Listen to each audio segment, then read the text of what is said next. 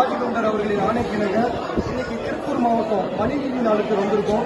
எதற்காகனா காங்கேயம் வட்டம் நத்தக்கடையூர் பஞ்சாயத்துல அதை சுற்றியுள்ள ஒரு 10 கிராமம் அந்த ஊர் மக்கள், அதாவது இறந்த நபர்களுடைய அந்த உடலை அடக்கம் பண்றதுக்கு நத்தக்கடையூர் பகுதியில ஒரு மயானம் இருக்கு. அது இடுகாடு, சுடுகாடு அல்ல, இடுகாடு.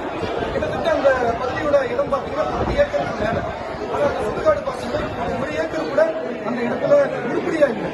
நம்ம பிணங்களை அந்த இடத்துல விதைக்க போனோம்னா அது போகக்கூடிய பாதைகள்ல எண்ணற்ற குப்பைகள், அலங்கரிக்காத குப்பைகள், ஒரு துர்நாற்றம் வீசக்கூடிய ஒரு பொருட்கள் அங்க.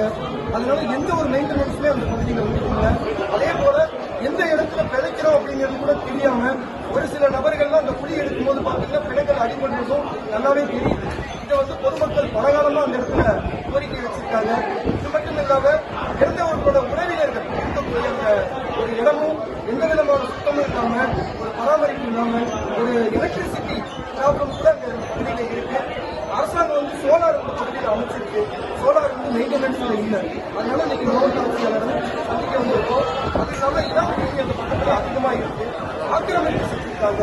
சுற்றுச்சூழல் நீர்நிலை ஆக்கிரமிப்பு செய்யப்பட்டிருக்கு.